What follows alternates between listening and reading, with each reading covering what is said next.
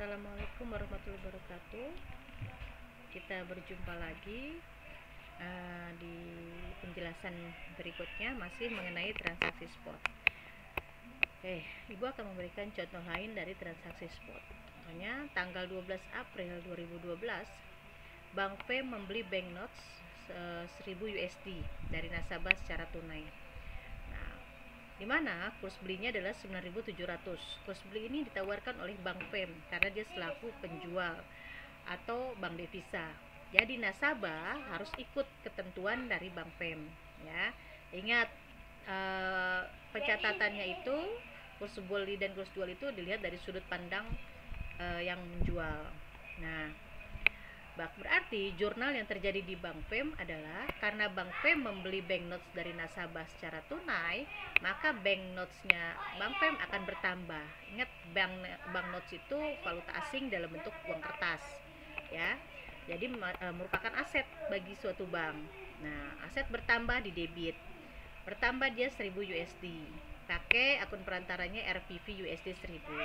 Nah, Bank Fem akan memperoleh pembayaran akan membayarkan sejumlah rupiah kepada nasabah karena dia membeli banknotesnya nasabah. 1000 dikali 9.750, maka Bank Fem akan membayarkan sejumlah 9.750.000. Ya, kasnya rupiahnya Bank Fem akan berkurang 9.750.000. Debitnya RPV rupiah. Itu ya. Nah, di sini pencatatannya tidak ada yang namanya selisih keuntungan atau kerugian selisih kurs, ya. Karena bisa saja bank, perusahaan mengakui kerugian atau selisih kurs itu pada saat transaksi, atau bisa juga pada akhir periode atau akhir tahun, tergantung kebijakan dari pembukuan masing-masing bank atau perusahaan, ya. Nah, sedikit penjelasan mengenai laba atau rugi selisih kurs. Laba atau rugi transaksi berupa keuntungan atau kerugian selisih kurs diakui pada saat bank melakukan revaluasi. Revaluasi itu adalah penilaian kembali atas saldo valuta asing. Nah, biasanya revaluasi ini pada akhir tahun atau akhir periode, dia menggunakan kurs tengah BI. Nah, atau bisa juga keuntungan kerugian selisih kurs itu diakui pada saat bank melaporkan pajak. Nah, biasanya berbarengan pada saat pembuatan laporan keuangan, dia menggunakan kurs tengah juga. Atau bisa juga keuntungan kerugian itu diakui pada saat transaksi. Jadi bisa saja pada saat transaksi jual beli valuta asing, ada bank yang memperlakukan atau menggunakan pembukuan pengakuan keuntungan atau kerugian selisih kurs itu pada saat transaksi. Nah, di situ baru di jurnalnya akan muncul akun ini, ya. Jadi tiap bank atau tiap perusahaan bisa memiliki kebijakan pembukuan yang berbeda, ya. Nah, keuntungan atau kerugian selisih kurs falas, pembebanannya dilakukan berdasarkan sistem pembukuan yang dianut bank atau perusahaan. Yang tadi sudah Ibu bilang, sudah jelaskan. Jika atau laba rugi jual beli falas tersebut diakui pada saat kurs transaksi atau pada saat transaksi atau menggunakan kurs tetap, nah, maka pembebanannya dilakukan saat realisasi falas atau pada saat transaksi terjadi, ya. Contoh, ya, tanggal 12 April Bank Fem membeli spot, ya, artinya membeli secara tunai dolar Singapura 200.000 dari Bank Mega Jakarta dengan kurs spot 6.700, kurs transaksi maksudnya, ya, artinya, atau kurs tetap atau kurs historis. Nah, penyerahan valuta maksimum 2 hari kerja setelah tanggal transaksi. Berarti dia menggunakan spot, ya, sistem spot. Dilakukan dengan cara transfer falas melalui bank koresponden. Berarti falasnya ditransfer melalui bank koresponden. Nah, pembayarannya menggunakan rupiah melalui clearing. Nah, gimana di sini posisi Bank Fem itu adalah sebagai pembeli, ya, Bank Mega sebagai penjual. Maka akan berlaku kurs yang ditetapkan oleh Bank Mega, yaitu kurs jual, ya. Kurs jualnya di sini 6.700.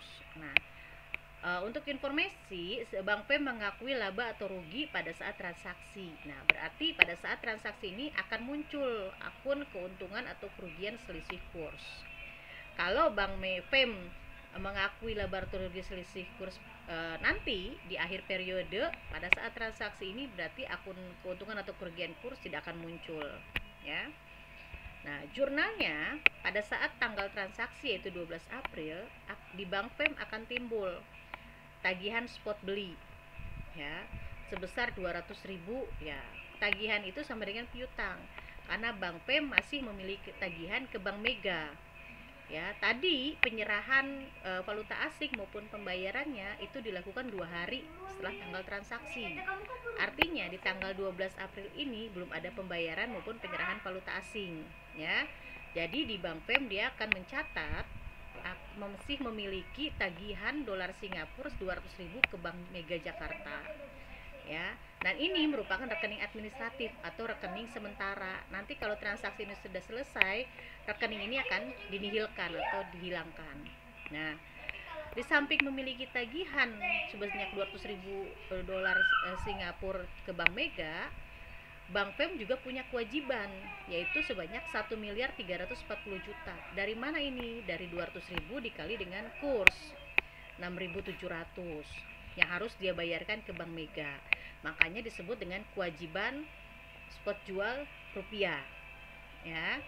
Nah, kenapa ini namanya spot beli? Karena Bank PEM membeli 200 dolar Singapura. Kenapa ini namanya jual? Karena dengan kata lain dia menyerahkan rupiah ke Bank Mega, ya. Ini masih kewajiban karena belum dia bayarkan.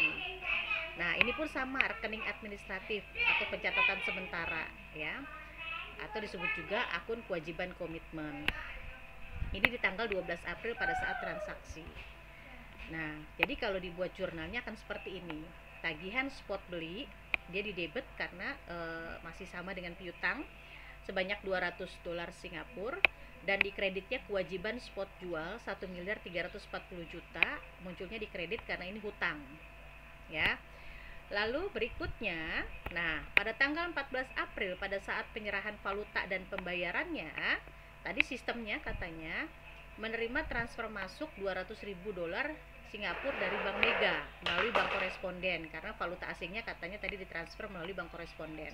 Sementara pembayaran rupiahnya itu dilakukan melalui clearing.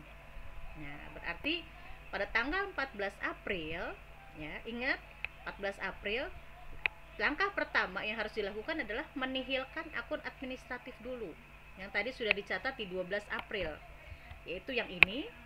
Karena transaksinya sudah selesai, sudah dilaksanakan pembayaran maupun penyerahan valuta asing, ini harus dinihilkan, dibuat jurnal reversalnya atau jurnal pembaliknya seperti ini. Tinggal dibalik saja, nanti akan bersifat 0 kembali, ya. Tinggal dibalik.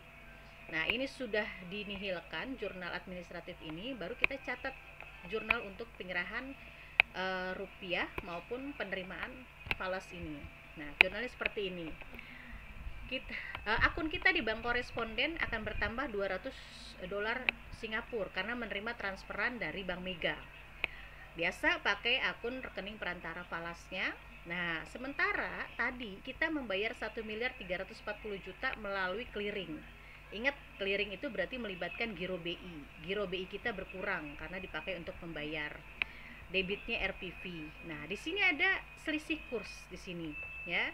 Di mana nilai yang kita bayarkan 1.340.000.000. Nah, sementara pada 14 April ini nilai kurs sudah berubah, yaitu menjadi 6.720.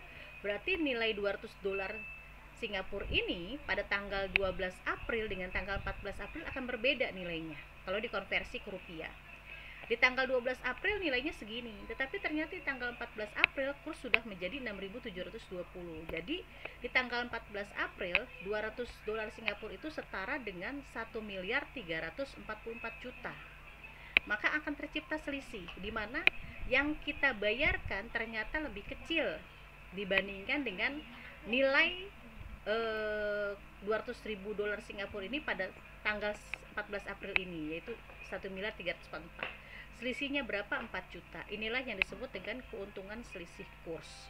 Nah, ini yang muncul di sini akun ini karena Bank PEM pembukuannya menggunakan kurs transaksi atau kurs tetap, di mana diakui pada saat